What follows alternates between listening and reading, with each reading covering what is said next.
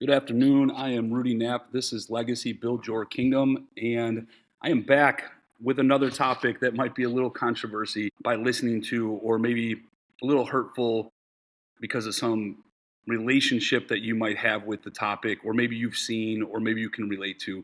I want to go back a step and talk a little bit about last week. And last week we talked about parents in sports, and we talked about how parents are a big part of ruining sports for the youth. And I try to stay positive to extent because the whole concept here is to make sure you understand that we're trying to build ourselves up. We're trying to build ourselves in our kingdom so that those around us can become better, so that we become better, so that those around us become better. I have some awesome examples of building your kingdom this week with some clients that I have, to hear how their children are acting a certain way based on their behaviors and their habits, or, their healthy habits turn into healthy habits at home. I mean, it's amazing to listen to some people. I've had conversations over the weekend with some people, and it's really interesting to see that they get it, that their mind is to be controlled by themselves and that their mind doesn't control them, right? So they control their mind doesn't control them. I talk about that a lot. You are in control. And we've done a lot of podcasts on control and how you can't control other people. But the reality of it is, we come across people, and what we really notice about this world, and what I've noticed many times, is there are some hurt people out there. And, you know, sometimes that is expressed in how they act in sports, or, with raising their children, or with who they are in a relationship. So when I think and I try to dive into these topics and I listen to a lot of people speak, I like to go by personal experience. I also like to go by, what I hear from other people. And then I also like to do my research. So today I'm going to do a little knowledge for you and have a conversation with a lot of research based, but also understanding that these are examples that are truth among people in your life that you might come across. And I think that when people understand a little bit more about what others are going through, maybe we can have a little bit more empathy, but also maybe we can realize our own boundaries and what we allow and what we don't. So I'm kind of rambling here to try to make that connection here from last week, where we've been talking a little bit about our habits, and then we've been talking about unconditional love, and we talked about, parents in sports. Like, there's a lot of connections here simply by who are we as people, and how are our actions, how do they affect those around us? And it's not always just a relationship, but also with our own kids. Mainly, if we talk about relationships, it could be friendships, it could be the person that you're with, it could be your husband, wife, whoever. So, how many people out there listening have come across what we like to label as toxic? You know, I think every person has a little bit of toxic inside them, and I know that's probably unpopular. Does that mean that there's something wrong with you? No, it doesn't always mean that concept. It means that there are parts of our experiences that create a toxic behavior. And when I say that, I say maybe you don't want to label it as toxic because that seems a little harsh, but maybe we want to talk about being unhealed or having trauma. Because I believe that everybody has some sort of traumas throughout their life. You have a million experiences, people have gone through rough things. I believe there's always a sense of some sort of trauma. But that trauma can turn into a toxic behavior. And maybe you don't have toxic behaviors, maybe there's very, very small amount, or maybe there's a whole lot. And I know in my lifetime, I've come across people with toxic behaviors, and they can come from friends to relationships to observing other people, family members. There's certain things that come into play. And so I think people have to understand that this inner toxicity comes from suppressed trauma. How do we deal with the traumas that have come across our lives? Do you suppress that trauma? A lot of us do. A lot of us push it down and don't talk about it. A lot of us have some major experiences that have happened in our lifetimes, whether it's personally towards us or around us, and we don't deal with it. I was never a big person that was in favor of going to therapy. I'm a huge component of going to therapy. I don't look at therapy as there's something wrong with you. I don't look at it as I need to heal. I look at it as I'm choosing to try to better myself. I'm choosing to try to heal things that I know exist somewhere. Even if it's not affecting my life, I'm choosing to be proactive and help myself. I'm also choosing to work on my mental well being. And I think that's a huge part of life. When we start talking about our mental well-being is one of the most important things. It leads to our physical, it leads to our spiritual, it leads to our careers, it leads to our relationship, intelligence, all of the things. Just like I preach in the 5 pillars of life in my life coaching business, I believe that your mental state is important and you need to do work on your mental state. So I talk about this toxicity that comes out. And I'd like to get into that topic today. I'd like to talk a little bit about that, and hopefully, if it triggers a little bit in you, that you take some of this knowledge and maybe apply it towards working on yourself. Again, building your kingdom.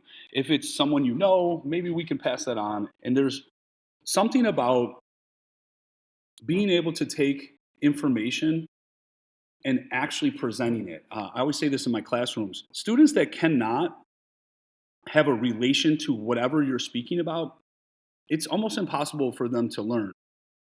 You have to introduce at some point. Now, I'm not saying people don't have an understanding of this topic, but I mean, if you don't have a lot of understanding of it, you have to have an introduction somewhere. There has to be a connection piece. I used to tell the story all the time. I do it. I still tell it all the time. I probably said it on podcasts before, but I talked about my 2 kids. I have twins. And when they were younger, I asked them, you know, "Hey Ben," or first I asked Sophie. I'm sorry. First, "Hey Sophie, how do you play pickleball?" And Sophie said, "I don't know. You take a pickle, you throw it at someone, or you throw it over a fence. I don't know." She said something crazy like that. And then I looked at my son. I said, "Well, how do you play pickleball?"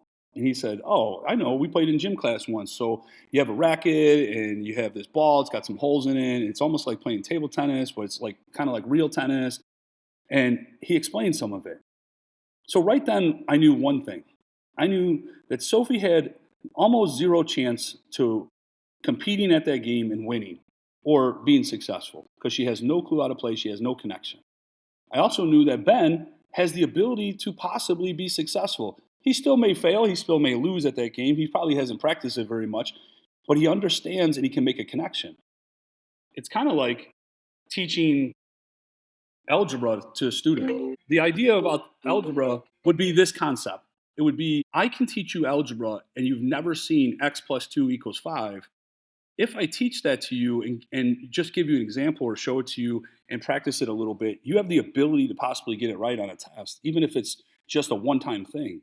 If you have no connection to that and never seen it and it looks crazy, you probably have zero chance to be able to go ahead and solve that problem. So again, I say this because I want people to understand that when we introduce topics or we talk about topics, it's for you to take a perspective and go, hey, I can relate to that, or maybe I'm going to take some more interest in that, and then hopefully build myself up.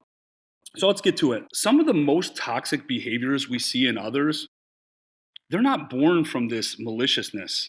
It's really, they're born from pain. Unhealed trauma doesn't disappear.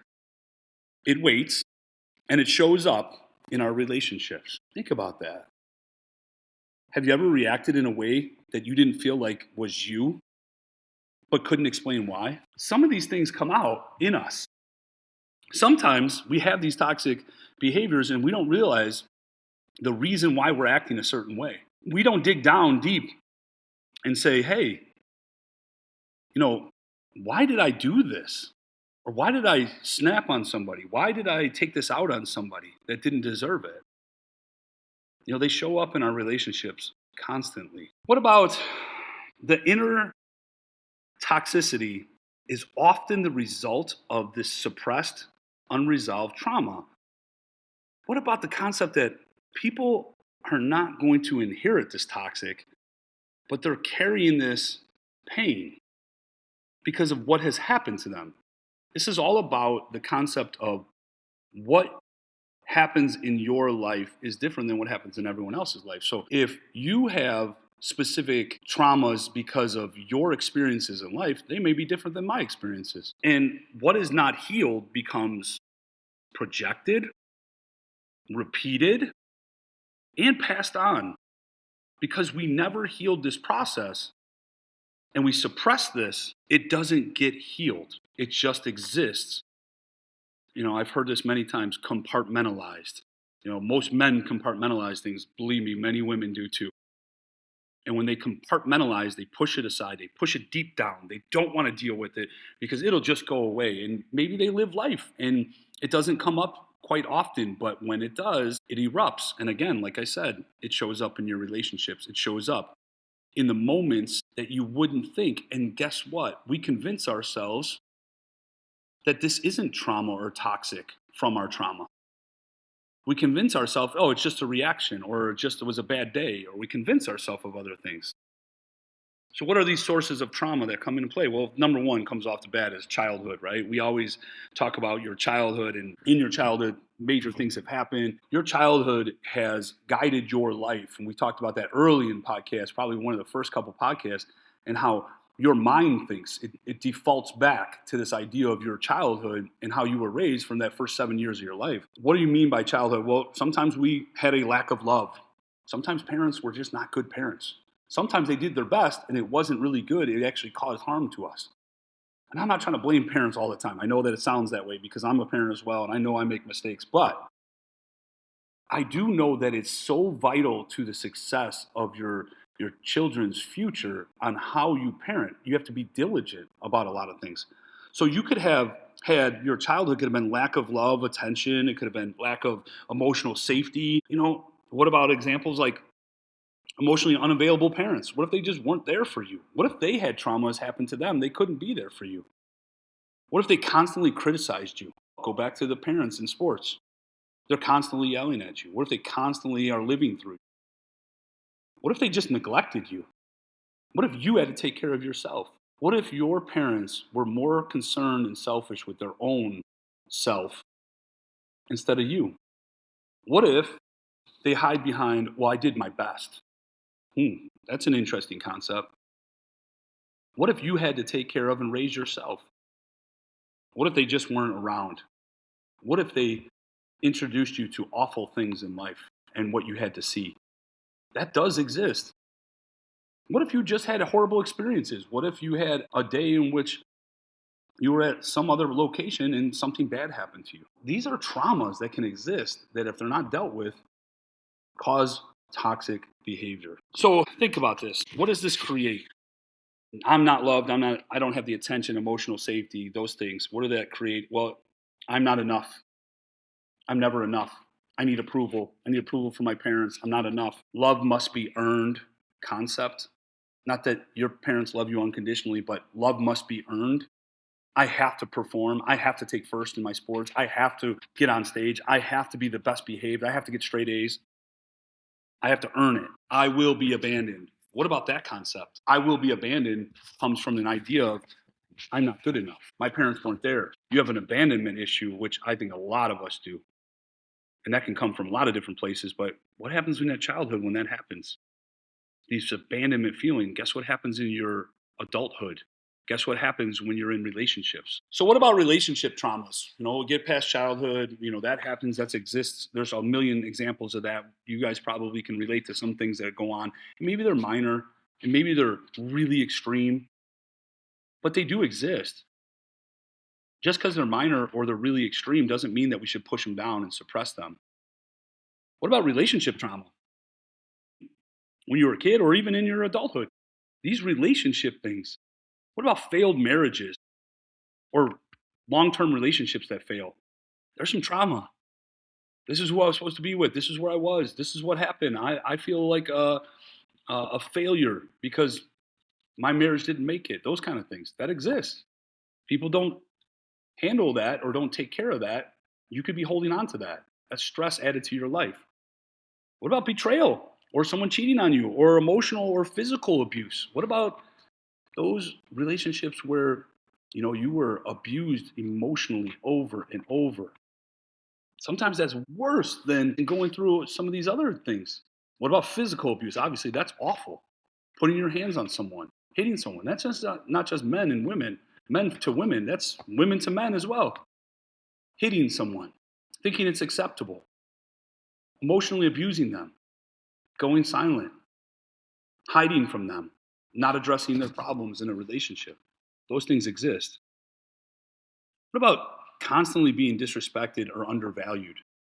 You feel that disrespect. What about the screaming and yelling? What about the calling of the names? All those things are traumas.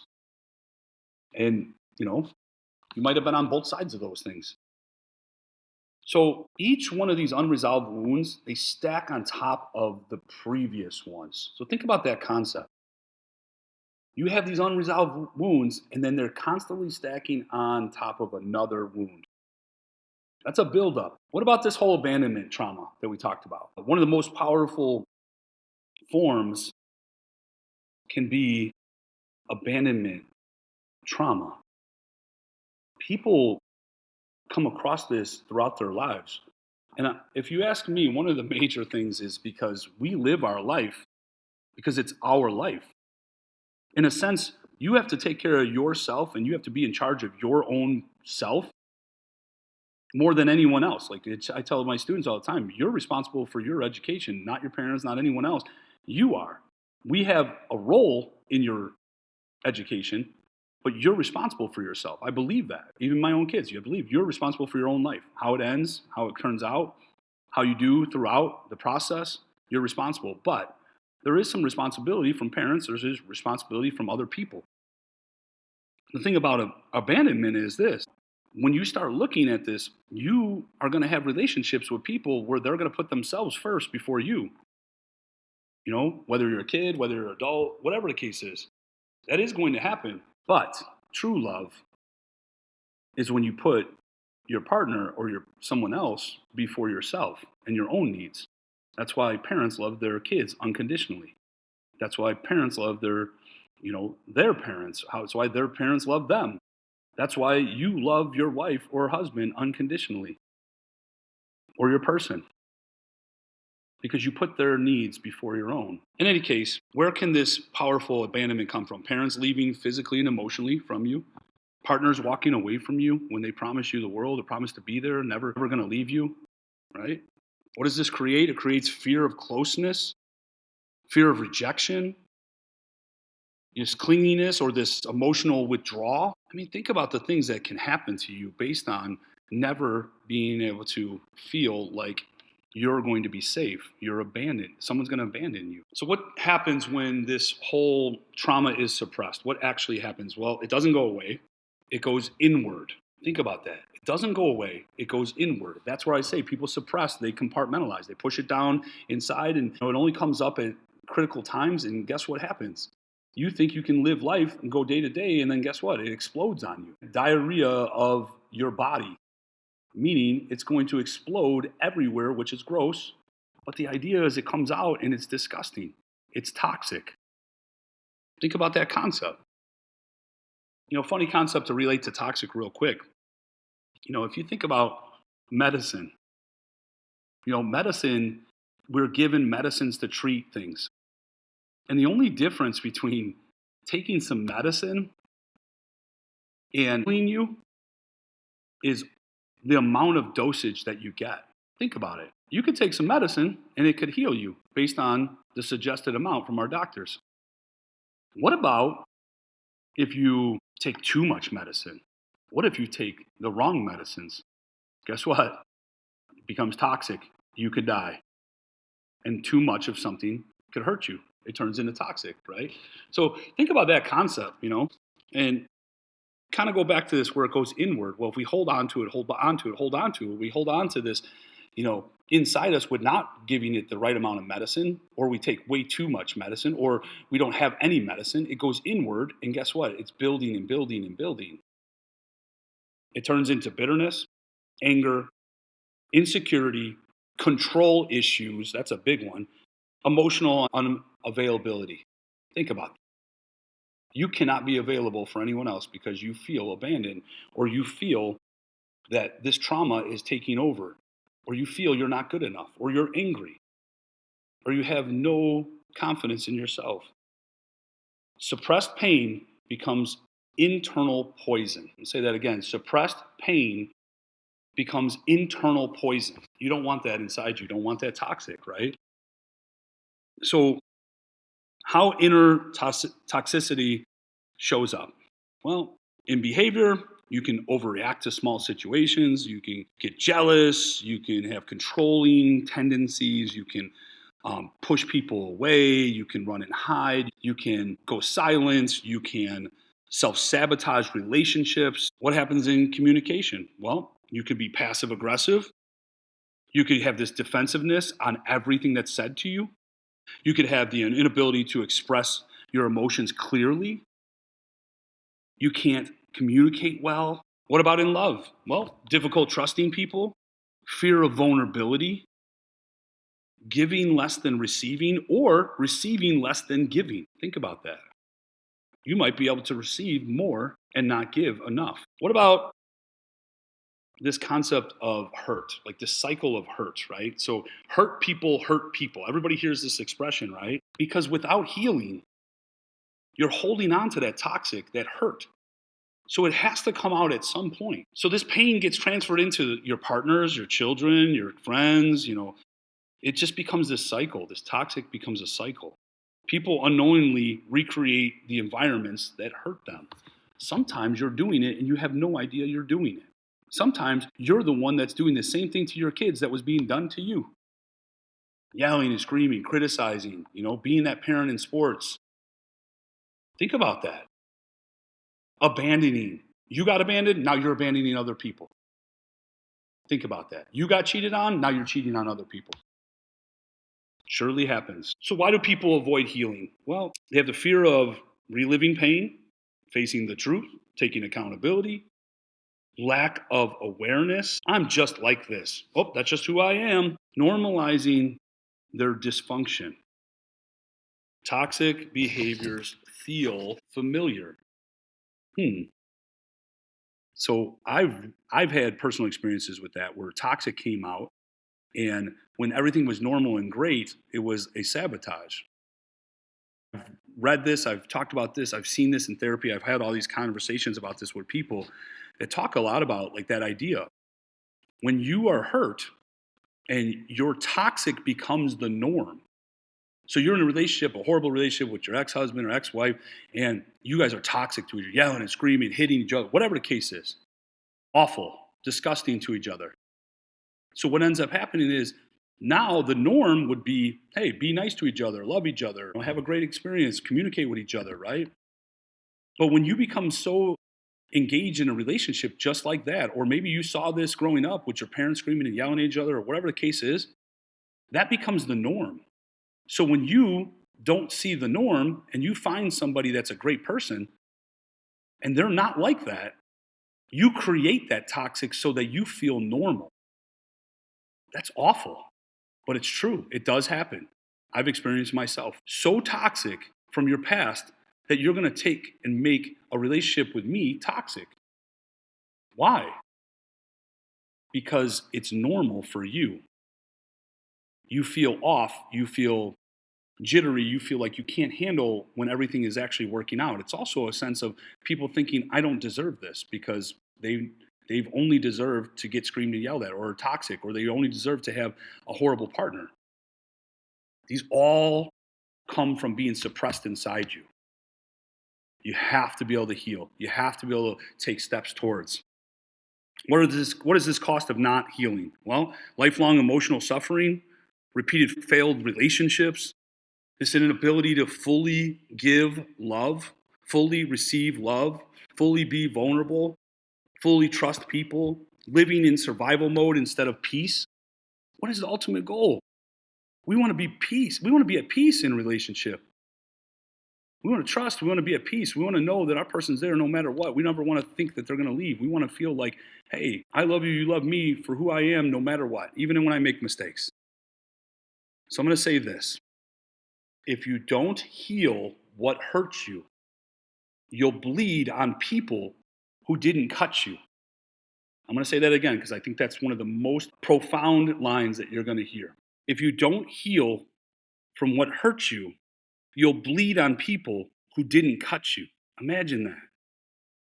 Imagine hurting the people that love you. Are you building their kingdom? Are you building your own kingdom? So what is this path to healing? Well, I mean, it's awareness. Like I said, like I started this whole conversation like, hey, when sometimes we identify things and we make relationships to it, maybe we can start approaching it. Maybe when we identify it and we see that, yes, we take accountability, we look in the mirror, we look at ourselves and we say, hey, this is me. This is happening to me. I need to address this instead of suppressing it. We're going to recognize patterns. Why do I react that way? We're going to take accountability on owning your own behavior without shaming yourself, just owning it. Hey, you're going to feel upset about your behavior. We understand that, but own it. Take it on and then fix it. Accountability has never been, okay, I did that. That's my fault. No, it's not just I'm sorry. It's actually owning it, feeling something from it. What steps are you going to take to fix it? How are you going to help the people heal that you hurt? Take accountability. And then separating, what happened to you from what you do to others. What happened to you from what you do to others? I got cheated on, so I cheat on you. I got abandoned, so I abandon you. These are things that do exist in life. And processing trauma, right? Therapy, journaling, reflecting, right? Talking about it instead of burying it. Finding the right people. Find your mirror person. That's another podcast that we just got done doing, right? Find the person that's going to hold your mirror up for you, right? It should be your person. It should be, your close friend. It should be someone that you trust, right? Take on ownership of it. And then relearning love, healthy boundaries, emotional expression, trust building, important, right? So the last part here, let's think about that. I mean, empowering perspective shift. Like your trauma is not your fault always, right? It's not even just about that. It's not always your fault, but your healing is your responsibility. Because what you're doing to other people and what you're doing to people around you, that's on you. You didn't ask to be abandoned when you were a kid, but guess what? You're the one that has to heal from it. It's your responsibility. So healing doesn't make you weak. It makes you safe, loving, makes you whole. So I'm going to leave you with this couple things. You don't have to stay the version of yourself that was created in pain. And healing is how you break the cycle, not just of you, but for everyone you love. The most powerful thing you can do is turn your pain into growth instead of toxicity. Take that pain, turn it into growth. Get rid of the toxic behaviors. So here's some reflection questions before I end this so you can go on and hopefully take them with you and hopefully take something from this podcast today. What patterns in your life might be rooted in the past pain? Or where are you reacting instead of responding? That means you have to do some active listening. You have to do some active speaking. What would change if you chose to heal instead of suppress? Don't compartmentalize it. Heal. Are you healing the correct way? Are you approaching the deepest and darkest parts of you? What would change?